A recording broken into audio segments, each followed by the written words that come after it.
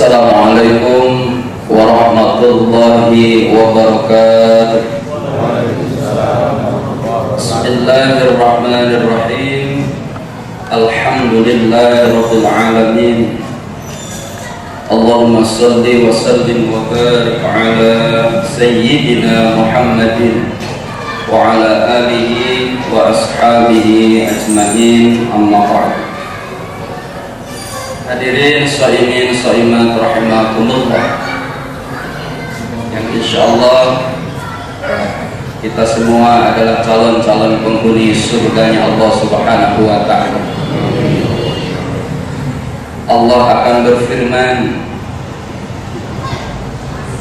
dari pintu mana saja kita masuk, maka Allah akan perkenankan untuk kita masuk di surganya Allah Subhanahu wa ta'ala. Salah satu pintu surga itu adalah Babus Salam. Dan alhamdulillah kita berada di masjid dengan nama salah satu pintu surga, yakni Masjid Babus Salam. Khidmat khusyuk kita rasakan malam hari ini, apalagi diiringi dengan tasbih oleh Bilal malam hari ini yang begitu menyentuh hati.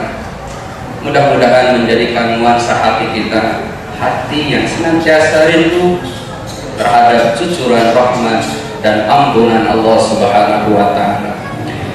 Hadirin shaimin shaimat rahimakumullah, mudah-mudahan ibadah yang kita laksanakan selama di Ramadan ini sampai malam hari ini, bahkan sampai di penghujung Ramadan nanti, menjadikan wasilah untuk menggapai kebahagiaan dunia dan akhirat kita, insyaallah. Semua manusia mendambakan kehidupan yang lebih baik. Kehidupan yang lebih baik adalah kehidupan yang ada dalam tatanan inayah hidayah Allah Subhanahu wa ta'ala. Oleh karenanya berbeda dengan persepsi kehidupan yang lebih baik dalam pandangan umat manusia. Seumpamanya bangsa Cina mensyaratkan agar hidup lebih baik itu harus memiliki 3 syarat, yakni sio, hok, dan lok. Apa artinya? Umur panjang, sehat, duit banyak. Itu kata orang Cina. Berbeda dengan Cina dengan Amerika Serikat. Kata bangsa Amerika, kalau ingin hidup lebih baik 3 pula syaratnya, yakni power, skill, money. Punya kekuatan, keahlian, duit juga. Berbeda dengan Cina, Amerika, lain pula dengan bangsa Indonesia. Kata bangsa Indonesia, menurut warisan dari nenek moyang yang dianut sampai sekarang, kalau ingin hidup lebih baik harus memiliki 3 akhirata, yakni harta, tahta, wadon. Lucu kalau lihat bangsa Indonesia, segalanya awewe. Sehingga ada lagu, ini lagu terbaru ya Bu ya, bukan saya yang menciptakan, ini lagu dari Bandung. Begini bunyinya kata sebuah lagu, nikah kawin diperintah turut hukum yang di Mekah. Kalau hidup ingin berkah, istri pun harus bertambah. Jagalah hati, jangan kau kotori. Jagalah hati, lentera hidup ini. Ini sengaja syairnya saya rubah, Pak. Setuju, Pak? Bu, bapak-bapak mah setuju aja. Makanya yang banyak ke Bandung, ibu-ibu berhenti. Sekarang bapak-bapak yang ngantri. Ibu, bapak ini mah supaya tidak ngantuk. Ini kan hampir di 10 terakhir Ramadan. Nah, menurut bangsa Indonesia, harta tahta wanita sebetulnya tidak ada salahnya. baik menurut bangsa Cina, Amerika maupun Indonesia. Tetapi bagaimana yang 3 syarat itu memenuhi tata aturan Allah Subhanahu wa Ta'ala? Kata orang Cina, hidup akan lebih baik kalau umur kita panjang. Kata agama, buat apa panjang kalau tidak berkah? Karena yang namanya umur berkah ziyadatul khair, kata para ulama. Yang namanya hidup berkah, semakin bertambah umur, berkah umurnya pula. Makanya ada keterangan khairun nas man tala umruhu wa hasuna amaluhu. Sebaik-baiknya manusia adalah yang panjang umurnya, bagus pula amal perbuatannya. Kalau hanya sekedar panjang tapi membawa kepada mafsadat, kerusakan-kerusakan, tidak ada artinya.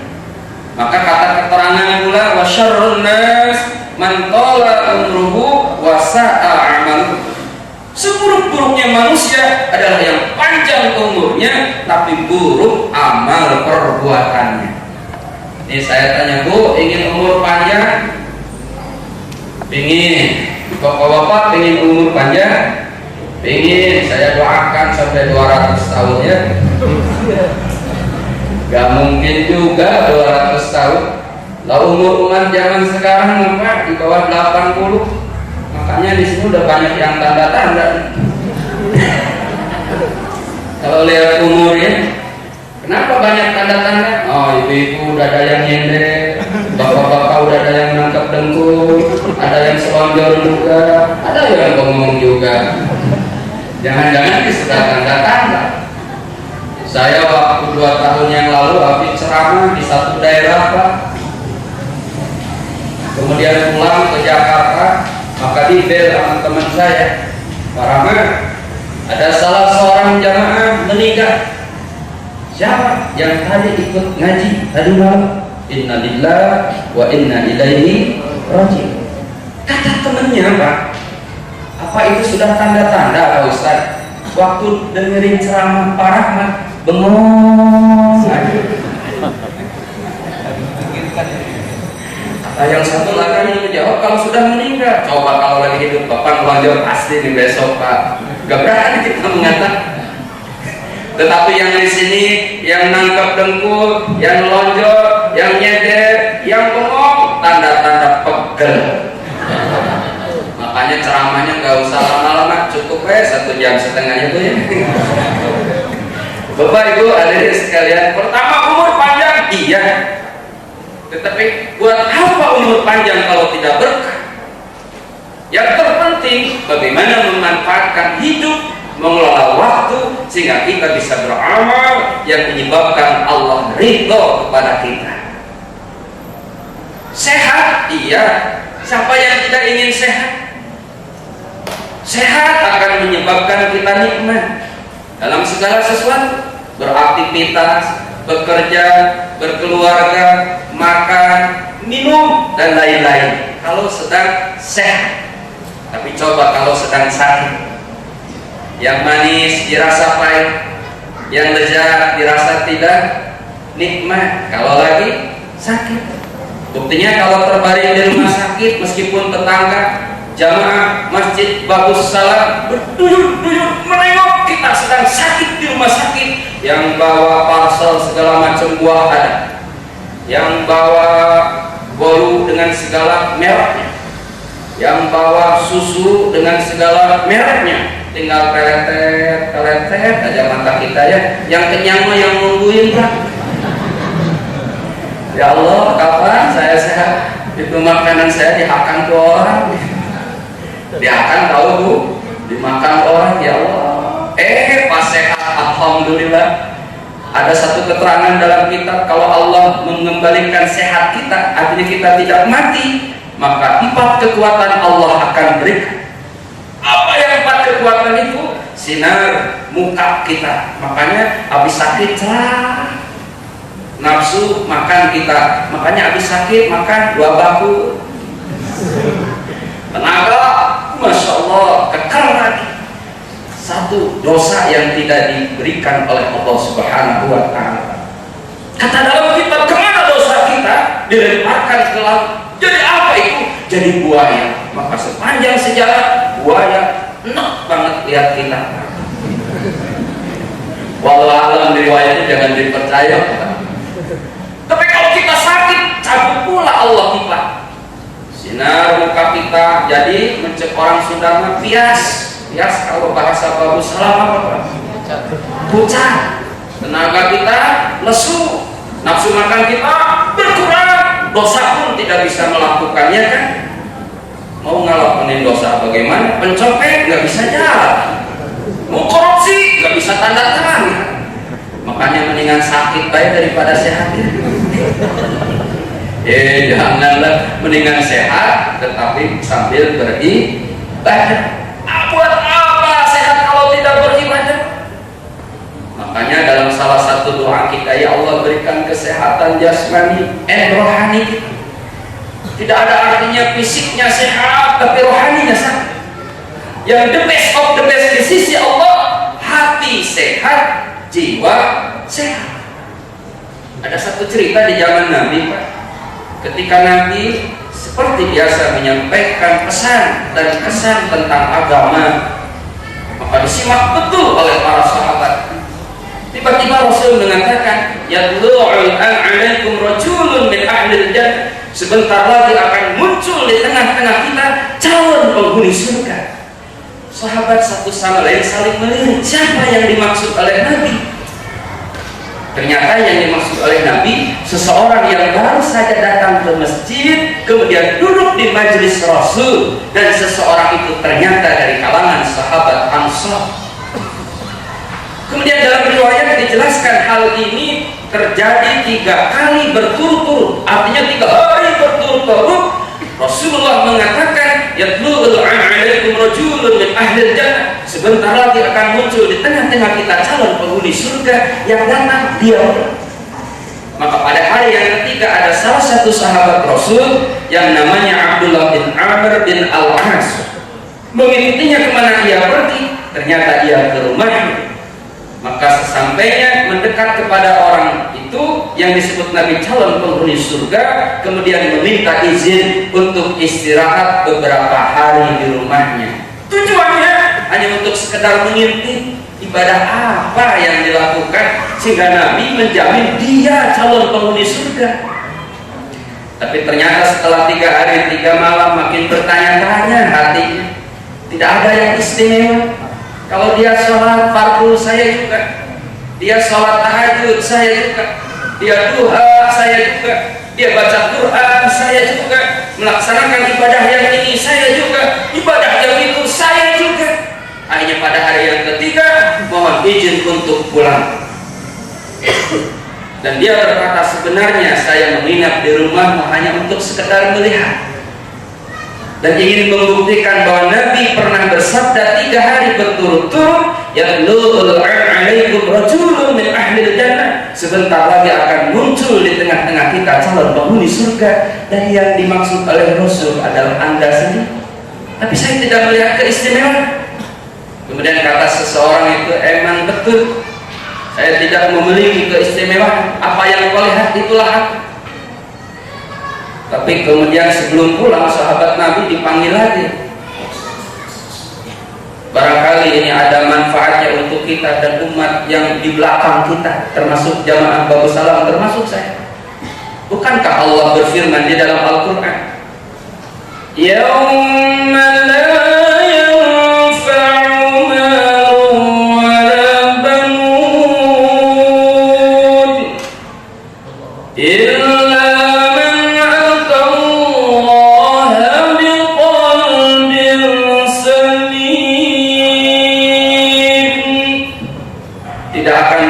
jaminan keselamatan di hadapan Allah di akhirat kelak, kedudukan dan jabatan, harta benda hingga keturunan yang senantiasa dibanggakan, yang akan menjadi jaminan keselamatan di hadapan Allah di akhirat nanti. Illa man atallaha biqalbin salim, kecuali orang yang datang di hadapan Allah membawa hati yang bersih. Inilah kuncinya Bapak Ibu, sehingga dia dijamin calon penghuni surga. Sholat kita, puasa kita, zakat kita, haji kita iringi dengan hati yang bersih. Ciri dari hati yang bersih, Imam Al-Ghazali menuturkan cirinya adalah tidak iri, tidak dengki, tidak takabur. Oh, saya ibadah saya paling hebat, sumbangan saya paling banyak. Ketika saudara kita mendapat anugerah, kita bahagia juga. Ketika saudara kita sakit juga. Bukan terbalik. Kalau terbalik berarti hatinya sakit. Tetangga tiba-tiba beli TV 70 inch, hatinya sakit. Dari mana ya duitnya ya bisa beli TV 70 inch? Jangan-jangan tetangga yang bahagia dia kagak bisa tidur. Beberapa bulan kemudian bangun rumah 2 lantai, lagi hatinya sakit lagi. Tetangga yang bahagia, dia susah tidur mikirin tetangga. Beberapa bulan kemudian beli rumah di villa, lagi. Kalau tidak stroke, is dead. Yang ketiga, makanya kalau hati kita lapang dengan anugerah yang Allah berikan terhadap saudara kita, insya Allah jiwa kita sehat. Di samping jiwa kita sehat, fisik juga harus sehat. Maka kata Islam, sehat yang bermanfaat bukan hanya sekedar sehat, hatinya sehat, jiwanya sehat, kemudian beribadah kepada Allah Subhanahu wa Ta'ala. Kemudian unsur yang selanjutnya duit. Siapa yang tidak ingin memiliki banyak duit? Bahkan dalam bayangan orang Padang, kemana-mana pakai pesawat terbang, makan selalu di restoran dengan ikan dan rendang, ya Bu ya. Di kampung sawah ladang membentang, oh enak. Siapa yang tidak ingin? Pasti semuanya menginginkan. Tetapi kalau duit banyak dicapai dengan cara yang tidak terpuji di sisi Allah, tidak akan memberikan kebahagiaan yang hakiki. Makanya doa kita sepakatlah di malam-malam terakhir nanti, ya Allah berikan duit yang banyak, halal serta berkah, amin. Daripada sedikit dapat nyopek, mendingan banyak berkah ya Pak. Ya Allah kasih rezeki sedikit, jangan yang banyak, halal berkah. Kenapa yang banyak? Kita mau nyumbang bagaimana terhadap gempa Jawa Barat kalau tidak punya dana? Kita mau berangkat haji bagaimana kalau kita tidak punya dana? Jangankan yang besar, yang kecil, sholat yang 5 waktu pun menuntut orang tuh harus dengan duit. Apalagi sarung zaman sekarang, Pak, gajah duduk aja 40.000. BHS nomor 2 aja 300.000, nomor 1-nya saya tanya kemarin 600.000. Itu sarung, Pak. Peci. Kalau haji ini 60.000 sekarang. Kalau yang biasa-biasa, yang lepet-lepet, agak kuning-kuning dikit, ya di bawah 10.000. Apalagi model kerudungnya ya. Kerudung tuh dan ngiler aja tuh di Tanah Abang ya. Saya ketemu ibu-ibu di Jatinegara lah. Ibu kayak orang Pondok Bambu ya. Loh kok ibu minum sirup kata saya. Aus Pak Ustaz. Aus. Ibu lagi gak mungkin, karena ibu umur kan 65 tahun. Ayo jawabannya tuh, saya kan musafir Pak Ustaz. Musafir dari Pondok Bambu Jatinegara, musafir Pak. La ilaha illallah. Di Tanah Abang ketemu bapak-bapak pakai peci, lagi minum kopi. Saya tanya lagi gak mungkin bapak amin, yang jelas mencret. Itu betul Pak, bukan bohong, betul. Makanya sekarang bagus salam, hati-hati Pak, banyak paham sekarang. Beberapa masjid retak ukhuwahnya, kenapa? Beberapa masjid pecah pengurusnya, kenapa? Karena hilaf ya.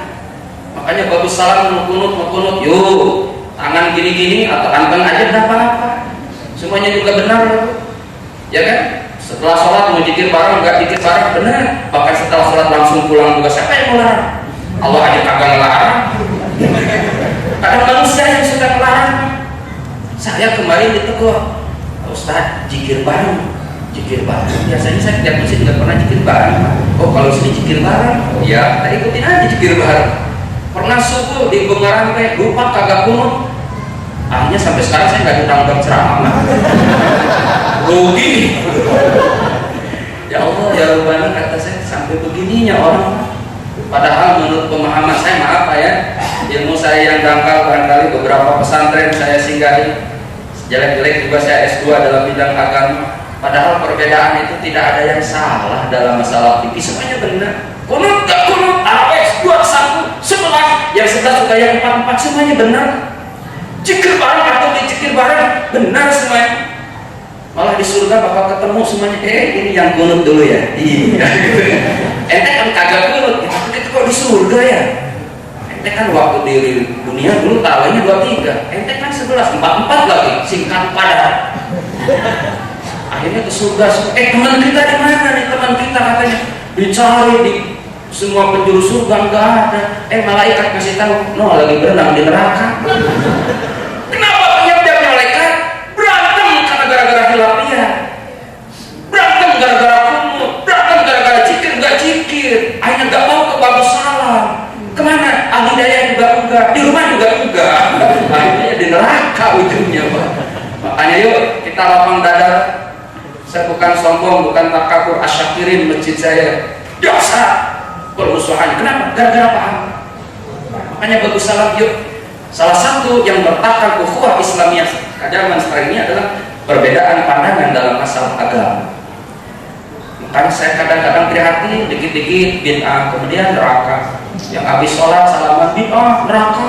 Yang kunut bid'ah, neraka. Kata yang kunut, ente yang neraka. Kemudian siapa yang ke surga kalau gitu ya? Surga kosong jadinya. Masya Allah, Allahu Akbar. Kembali kepada masalah duit banyak. Iya, duit banyak. Kata orang Amerika, maaf nih, hidup yang lebih baik kita lanjutkan karena hubungan kultur Ramadan. Forward kekuatan. Zaman sekarang zaman teknologi, Pak. Bapak kalau ingin ceramah-ceramah saya tinggal klik Rahmat Syukur 69.yahoo. Ramadan depan saya nggak usah diundang, di laptop aja. Tapi bayar tetap antum ya. Zaman teknologi sekarang. Teknologi informasi, bahkan dominasi teknologi informasi sudah berdampak yang negatifnya banyak sekarang. Tiap hari melihat televisi, tiap hari mendengarkan apa yang didengarkan. Akhirnya anak-anak remaja, bapak, ibu, kakek, nenek terkena dampak negatif teknologi informasi. Ini ada contoh, anak umur 1,5 tahun, nyanyian orang dewasa. Dulu zaman saya kecil, nyanyian anak kecil, ya anak kecil. Zaman sekarang, balita pun nyanyiannya orang dewasa. Bang Toyib, kenapa gak pulang-pulang anakmu selalu bertanya-tanya. Anak 1,5 tahun udah punya suami. 3 kali puasa, 3 kali lebaran, udah ngerti. Ya, anak TK juga sama, pun nyanyiannya dewasa sekarang. Di bagus salam diajarin nyanyian Islam, di televisi lain hal.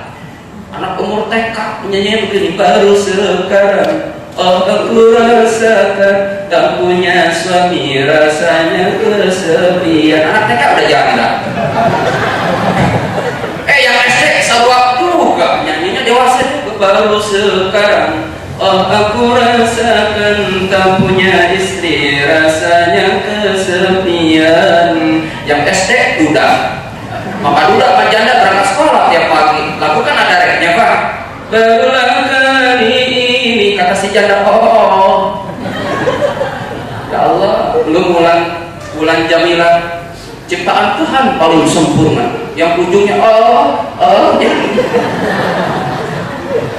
Gak TK, gak SD, gak SMA, masih juga kena dampaknya sekarang.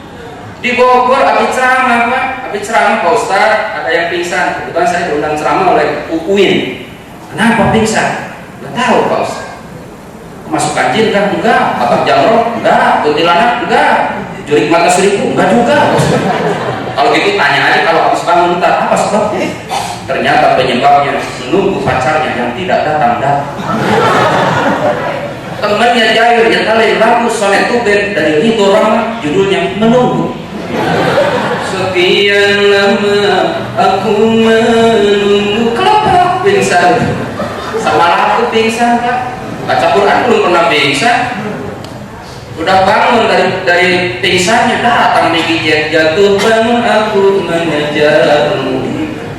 Udah gitu manja lagi, datang Pak Suri tak gendong kemana, anak balita mana-mana tak gendong anak-anak, tak gendong anak-anak, ya, dominasi teknologi informasi. Ya Allah ya Rabbana, ini tantangan buat kita.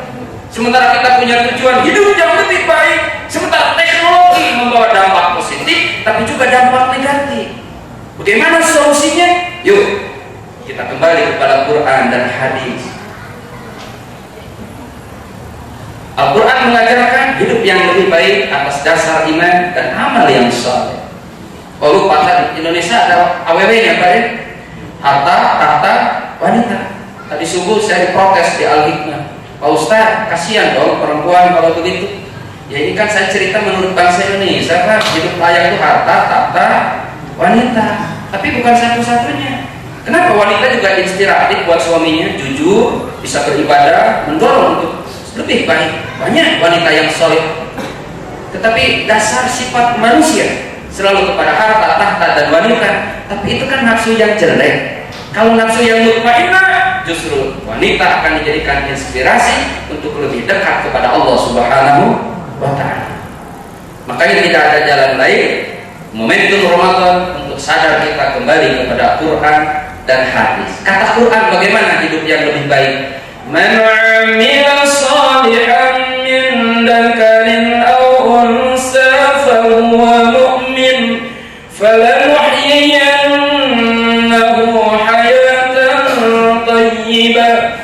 Barang siapa yang beramal saleh, laki atau perempuan, sedangkan dia beriman kepada Allah, maka insya Allah akan mendapatkan kehidupan yang lebih baik. Ternyata kata Quran, iman dan amal saleh. Beramal saleh, apapun profesi kita, penceramah, ustaz, guru, pegawai karyawan, pegawai swasta, pegawai negeri sipil, petani, siapapun kita, yuk kita manfaatkan reputasi dan rutinitas kita dalam bekerja atas dasar iman dan senantiasa beramal yang soleh. Inilah yang akan mengantarkan kepada kehidupan yang lebih baik, insya Allah bahagia dunia juga bahagia akhirat. Di lain kesempatan insya Allah kita akan bertemu kembali. Mudah-mudahan momentum Ramadan menjadikan kita terdidik hati dan rohani kita, fisik kita sehat. Insya Allah kita akan dijanjikan oleh Rasulullah bahwa di penghujung Ramadan ada piala yang teragung dari Allah Subhanahu wa Ta'ala. Man shoma Ramadana imanan wa ihtisaban ghufira lahu ma taqaddama min dhanbi. Barang siapa yang berpuasa ikhlas karena Allah, maka dosa-dosa kita insyaallah akan diampuni oleh Allah Subhanahu wa Ta'ala. Billahi taufiq wal hidayah. Assalamualaikum warahmatullahi wabarakatuh.